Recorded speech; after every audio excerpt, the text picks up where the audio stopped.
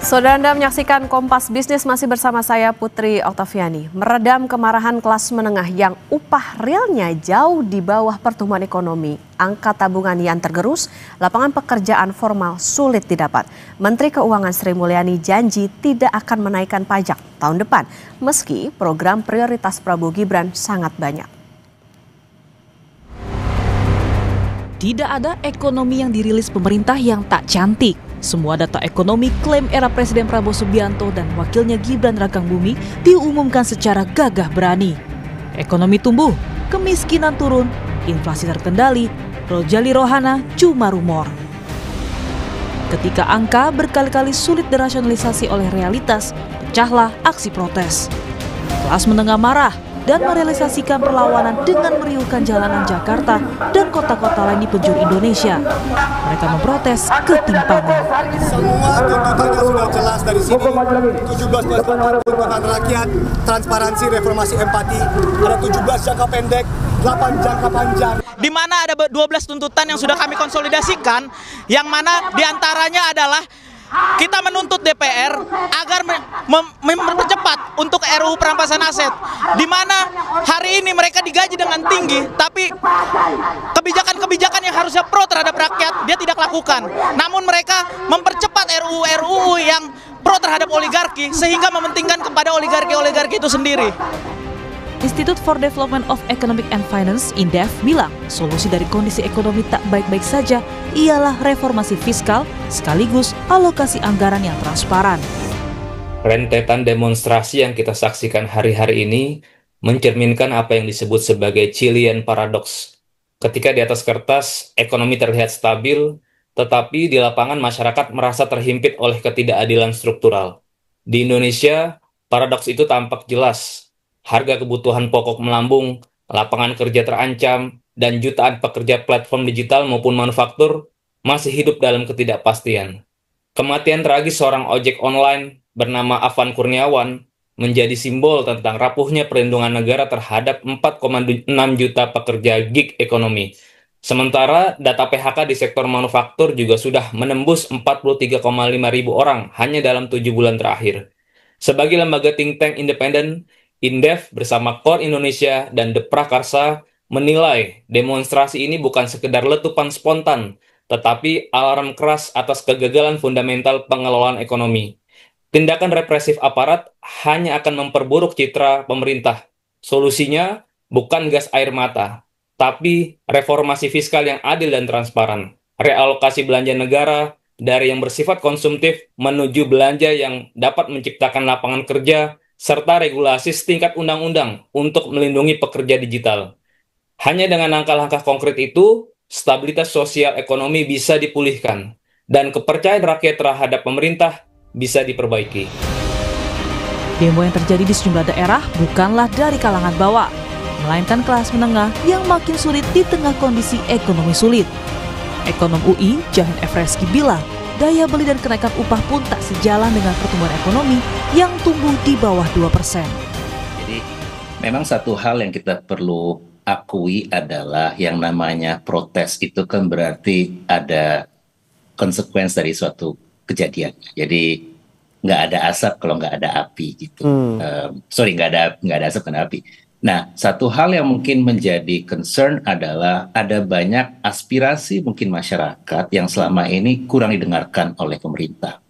Jadi misalnya kalau kita punya, kalau seorang itu protes kan dia either tantrum atau dia nangis gitu. Nah, sekarang mungkin masyarakatnya lagi tantrum nih terhadap banyak kebijakan yang diambil oleh pemerintah. Tadi kita perlu memikirkan bagaimana caranya agar masyarakat, khususnya kelompok kelas menengah yang merasa diabaikan oleh pemerintah itu bisa diperhatikan dengan lebih baik. Ini kan kalau kita melihat yang demo bukan kelompok bawah nih Mas Bremana. Mereka adalah kelompok-kelompok kelas menengah yang mungkin selama beberapa periode terakhir merasa memang hidupnya lagi sulit gitu. Dan kita juga tahu harga sembako masih mahal ya, beras masih cukup mahal. Jadi ketika nanti urusan perut, urusan kebutuhan sehari-hari itu tidak bisa dipenuhi oleh masyarakat, akanlah muncul hal yang kita takutkan seperti ini. Satu hal juga yang mungkin perlu saya tambahkan, kalau terkait dengan daya beli, upah masyarakat kita itu nggak tumbuh signifikan. Jadi paling secara real dalam 5 tahun terakhir upah kita itu tumbuh di bawah 2%. Ya. Meredam kemarahan kelas menengah, Menteri Keuangan Sri Mulyani janji tarif pajak tidak naik di 2026. Sisi pendapatan negara, karena kebutuhan negara dan bangsa begitu banyak, maka pendapatan negara terus ditingkatkan tanpa ada kebijakan-kebijakan baru. Sering dalam hal ini dari media disampaikan seolah-olah upaya untuk meningkatkan pendapatan kita menaikkan pajak. Padahal pajaknya tetap sama, tapi enforcement dan dari sisi compliance, kepatuhan akan dirapikan, ditingkatkan. Sehingga memang bagi mereka yang mampu dan berkewajiban membayar pajak, tetap membayar pajak dengan mudah dan patuh, sementara yang tidak mampu dan yang masih lemah dibantu secara maksimal. Aksi protes mustahil terjadi saat kondisi perut kenyang, pikiran tenang dan hati yang baik-baik saja. Tidak hanya tentang pajak, rakyat butuh harga beras turun dan lapangan pekerjaan tersedia. Angka cantik pertumbuhan berbentur logika kalau situasi akar ranting justru mengering. Vicky Kuen, Tim Liputan, Kompas TV. Untuk meredam kemarahan kelas menengah atau the angry middle class yang mulai turun ke jalanan dan riuh di sosial media, Menteri Keuangan Sri Mulyani janji tidak akan menaikkan pajak tahun depan, meski program belanja pemerintah sangat banyak. Apakah ini sudah menjawab salah satu tuntutan kelas menengah? Kompas Bisnis akan tanya ke Bima Yudhistira, Direktur Eksekutif Sales. Selamat pagi, Mas Bima. Selamat pagi. Mas Bima, kelas menengah marah, kelas menengah Indonesia melawan lewat jalanan maupun juga di sosial media. Responnya itu adalah janji pajak tidak naik. Benarkah kelas menengah dibebani pajak yang lebih tinggi dibanding pendapatan mereka, atau ya bahasa teknisnya upah real? Ya, jadi kelas menengah ini adalah salah satu pembayar pajak yang paling patuh dan salah satu yang porsi pengeluaran pajak terhadap pengeluarannya itu besar, terutama pajak-pajak yang sifatnya regresif. Seperti misalnya pajak PPN, pertambahan nilai. Itu porsinya kelas atas dibandingkan kelas menengah secara porsi pengeluaran, itu kelas menengah jauh lebih banyak. Jadi kalau kelas menengah ya, misalnya di atas angka 700.000 kalau menurut dari BPS. Karena di bawah itu kan 600.000 ke bawah kan garis kemiskinan. Nah, artinya yang 700.000 ke atas itu dia mengeluarkan ya dari sisi penerimaan pajak yang dibayarkan kepada negara itu bisa mencapai lebih dari 10-15% dari total konsumsinya. Jadi itu sangat signifikan sekali. Nah, sementara itu semakin dia ke atas, semakin bracket atau kelompok yang paling atas, orang-orang kaya, itu pengeluaran dari sisi konsumsi terhadap pajaknya itu justru semakin kecil. Kenapa? Karena mereka satu mengalihkan aset ke luar negeri. Kemudian yang kedua, mereka menggunakan jasa-jasa, salah satunya konsultan pajak ya, sehingga banyak tuh terjadi tax avoidance, misinvoicing. Jadi antara invoice-nya dengan yang dicatatkan oleh pemerintah di negara tujuan dengan negara asal, misalnya di bea cukai, itu kalau yang ekspor impor sumber daya alam itu gap-nya besar sekali. Nah, jadi situasi ini artinya ada ketimpangan kebijakan perpajakan. Dan ini yang kemudian tidak direspon dengan baik oleh pemerintah untuk melakukan segera reformasi perpajakan. Karena kalau dibiarkan terus, maka data menunjukkan uang yang bisa dibelanjakan setelah dikurangi dari pajak PPh 21, PPN, dan lain-lain, itu semakin turun. Ya inilah yang kita lihat dari disposable income. Pendapatan setelah dikurangi dari pajak itu semakin turun. Jadi uang yang bisa dibelanjakan oleh masyarakat semakin kecil. Jadi nggak bisa pajaknya model regresif begini. Nah, yang utak-atik sebelumnya adalah PPN. Makanya kita nggak setuju. Kenapa harus PPN? Padahal banyak cara lain tanpa menaikkan tarif pajak, iya. Tapi cara lain untuk memperluas basis pajaknya dan kepatuhan.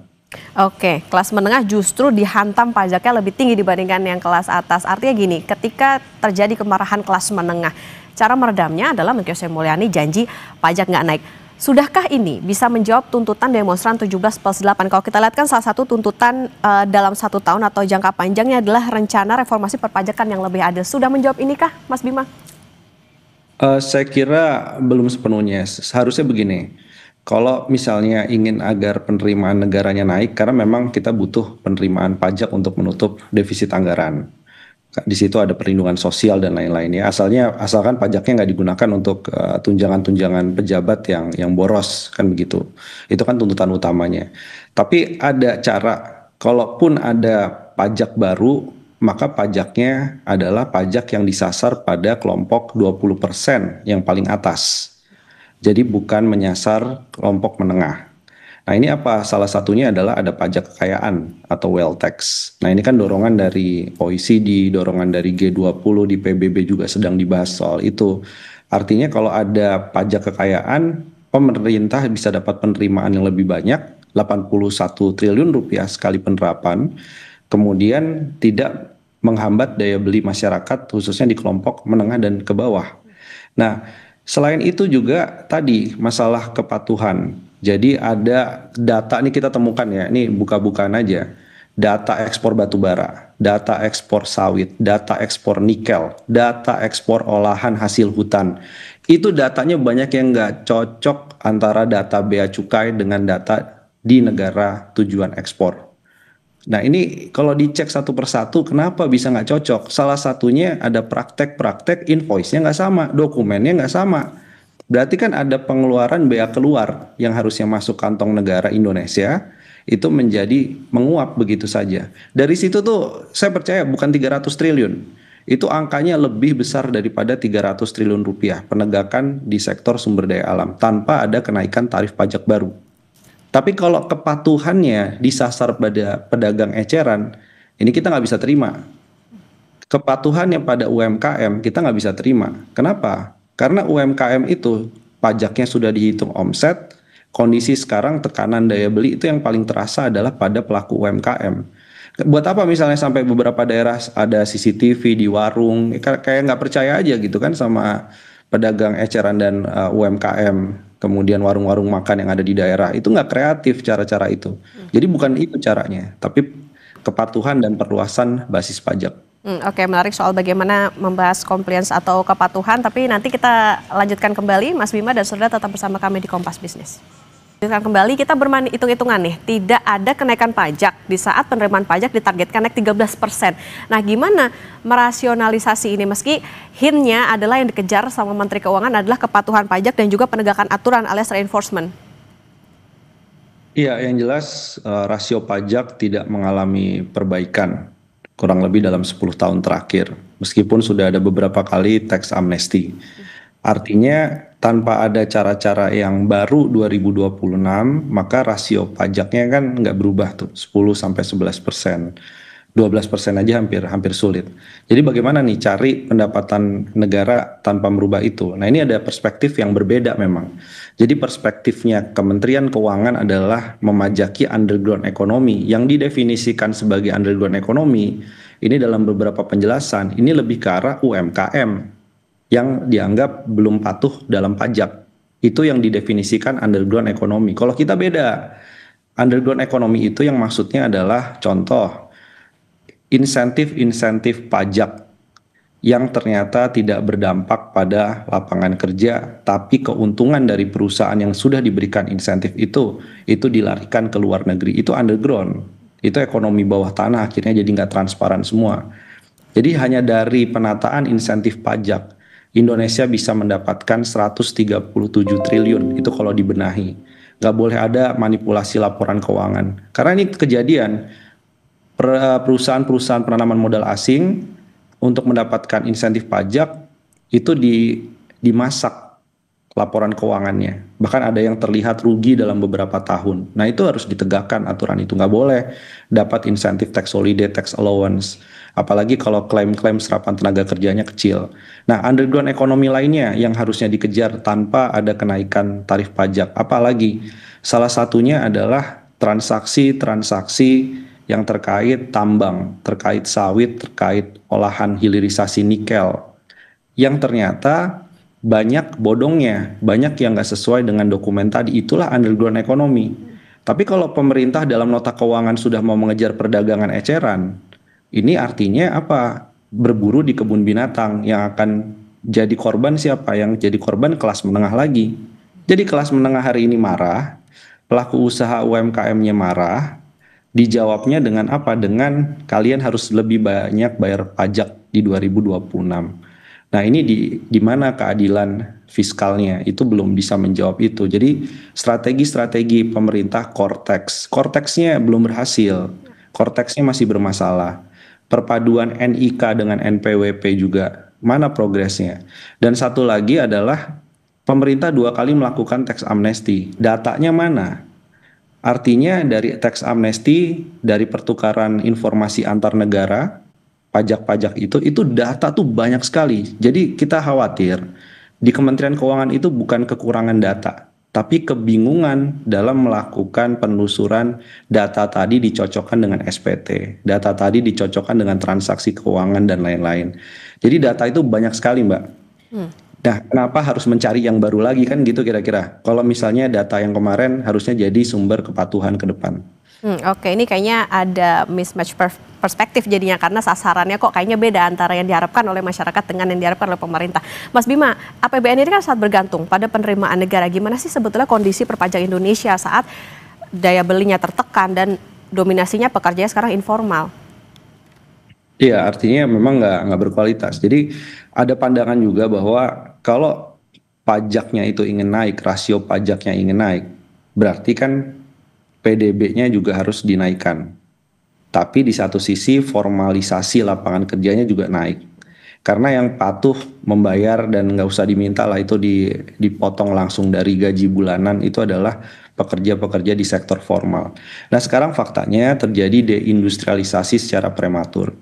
Jadi porsi lapangan kerja, porsi industri manufaktur terhadap ekonominya itu melemah. Kita tuh yang harus dicermati dan harus segera diubah. Industri manufaktur tuh menyumbang 30%, sebelumnya 30% terhadap penerimaan pajak. Jadi lebih dari sepertiga ya, kira-kira sepertiga total penerimaan pajak itu dari industri formal, industri manufaktur. Nah sekarang itu terus turun Mbak, sekarang itu ada di kisaran 28-27% terhadap total penerimaan pajak. Ini ada apa? Jadi kalau mau naikkan rasio pajak, maka balik lagi kepada formula yang utama, yaitu mendorong industrialisasi. Nah sekarang hilirisasi nggak sama dengan industrialisasi. Kemudian e-commerce juga nggak sama dengan industrialisasi, karena barang-barangnya adalah bukan barang industri lokal, tapi barang-barang impor. Nah itu semua kalau diperbaiki, maka kita bisa mendapatkan rasio pajak yang lebih berkualitas. Jadi nah sekarang ini kan menggemukkan bagaimana caranya menggemukkan ayamnya kan kira-kira gitu, atau menggemukkan dombanya, itu yang harus jadi PR. Baru kemudian kalau sudah gemuk dan lain-lain, dia akan menyumbang susu, menyumbang daging dan lain-lain. Nah ini kira-kira masih kecil, tapi sudah diminta, ayo mana dagingnya, ayo mana telurnya, ayo mana susunya. Nah itulah yang terjadi dalam dinamika perpajakan. Jadi nggak menjawab persoalan untuk mencari pajak yang tepat sasaran, pajak yang tidak mengganggu ekonomi. Gitu, itu salah satu soal. Oke, berarti kami tangkapnya begini, sebetulnya yang harus didorong adalah tidak semata-mata hilirisasi, tapi juga industrialisasinya itu, dan juga tentunya ini kan juga bisa membawa ke lapangan pekerjaan. Jadi Mas Bima, ada nggak rekomendasi tentang perluasan pajak tanpa mengganggu daya beli dan UMKM? Misalnya tadi sempat disinggung juga soal apa sih yang bisa dioptimalkan dari sektor sumber daya alam? Ya, salah satunya adalah kita mendorong adanya peninjauan ulang seluruh insentif pajak. Jadi belanja perpajakan itu tahun ini saja 530 triliun rupiah. Ada 137 triliun, sebagian itu masuk ke kawasan hilirisasi yang pengawasan transparansi dan partisipasi publiknya itu kecil. Nah kita minta itu dievaluasi ulang. Kemudian ada lagi soal pajak yang terkait dengan produksi batubara, itu 66,5 triliun. Kemudian ada lagi pajak penghilangan keanekaragaman hayati karena sumber daya alamnya dikeruk, tapi ada dampak lingkungan, itu bisa jadi objek pajak. 48,6 triliun tadi ya. Dan salah satunya lagi yang sedang kita kejar adalah bagaimana mencocokkan semua data ekspor impor sumber daya alam itu dengan data di negara tujuan ekspor atau impornya. Karena kalau HS code yang sama tapi terjadi perbedaan yang mencolok, maka itu bisa terindikasi ada misinvoicing, underinvoicing, atau manipulasi dokumen ekspor dan impor. Penegakan itu saja itu sudah cukup besar, apalagi kalau sampai membereskan lahan-lahan sawit yang masuk kawasan hutan lindung misalnya. Itu juga salah satu bentuk mencari penerimaan negara tanpa menaikkan tarif pajak bagi kelas menengah.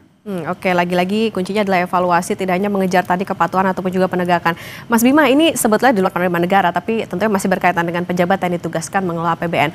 Waktu aksi demo kemarin, ini kan rumah Menteri Keuangan Sri Mulyani jadi target massa. Meski kita nggak tahu ya massa yang mana ini. Dengan pengelolaan APBN rumit, penuh resiko, intervensi politik, gimana negara bisa bertanggung jawab menjamin keamanan eksekutifnya, gimana Menko bisa kerja ibaratnya ya kalau nggak ada jaminan keselamatan. Iya, saya juga bingung karena di dunia ini di semua negara tidak ada satupun kejadian ya akhir-akhir ini dalam 10 tahun terakhir lah. Rumah Menteri Keuangan itu jadi sasaran amuk massa. Itu nggak pernah ada historinya, terutama dalam konteks Indonesia. Semarah-marahnya publik itu paling mentok dia aksinya kan di DPR, aksinya di depan Istana Negara. Tapi kali ini berarti kan ada anomali. Anomali apa? Bahwa posisi Menteri Keuangan yang penuh resiko, posisi Menteri Keuangan yang oke, ada blundernya, tapi bagaimanapun juga Menteri Keuangan ini sebenarnya RI2. Saya bisa bilang Menteri Keuangan adalah RI2. Dia harus dilindungi dan dijaga oleh Presiden dengan semua kekuatan. Karena ini reputasi dari investor, reputasi dari pelaku usaha, investor asing yang mau masuk, kredit rating juga atau pemeringkat utang, lembaga internasional mitra itu sekarang melihat ini gimana ya Indonesia ada rumah Menteri Keuangan itu dijarah. Berarti ini seolah Menteri Keuangan itu dibiarkan untuk menjadi korban dari massa yang marah. Itu nggak boleh gitu ya. Jadi semua eksekutif pembantu ini kan masalah keamanan, masalah security ya. Dan saya kira ini tekanan ke depan dari pengelolaan APBN terutama makin berat, maka nggak boleh lagi ada kejadian di mana keamanan dari pembantu presiden khususnya Menteri Keuangan itu menjadi bukan prioritas. Ini kita juga cukup kecewa dengan kejadian kemarin. Oke, kalau gitu Mas Bima artinya gini, ini bisa mempengaruhi nggak cara pandang termasuk juga bagaimana dunia luar begitu, bagaimana di luar negeri melihat Indonesia terkait dengan keamanan kok bisa-bisanya begitu, misalnya rumah Menq gitu akhirnya menjadi sasaran dari masa aksi. Ini juga akan berdampak pada bagaimana investasi nggak ke depannya? Iya tentunya ya. Jadi kan kalau rumah Menteri Keuangan saja diserang, dijarah begitu, apa jaminan bagi investor yang ingin menanamkan modalnya di Indonesia? Apalagi investor nanam modalnya untuk 30 tahun ke depan, untuk 40 tahun ke depan. Nah ini kan masuk pada masalah daya saing. Daya saing itu salah satunya adalah stabilitas politik, dan salah satu masalah daya saing adalah soal masalah faktor keamanan. Keamanan bagi siapa? Bagi seluruh warga negara, bukan hanya menteri tapi juga seluruh warga negara. Jadi kejadian kemarin harapannya adalah kejadian terakhir, nggak boleh terulang lagi, karena itu menjadi citra yang sangat buruk bagi dunia internasional juga. Oke, cukupkah itu untuk bisa pemerintah bisa mengeskalasi apa yang jadi permintaan dari masyarakat, Mas Bima, termasuk soal ekonomi tadi, soal bagaimana reformasi perpajakan?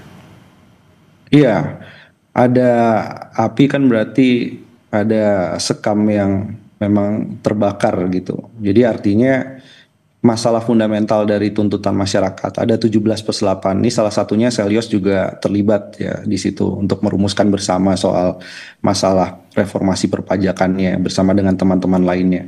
Jadi artinya ini adalah tuntutan-tuntutan publik yang harus segera diselesaikan dengan tenggat waktu yang jelas dari pemerintah dan transparan prosesnya. Kenapa? Karena tuntutan publik ini hari ini beda dengan reformasi di korupsi, beda dengan omnibus cipta kerja. Bedanya apa?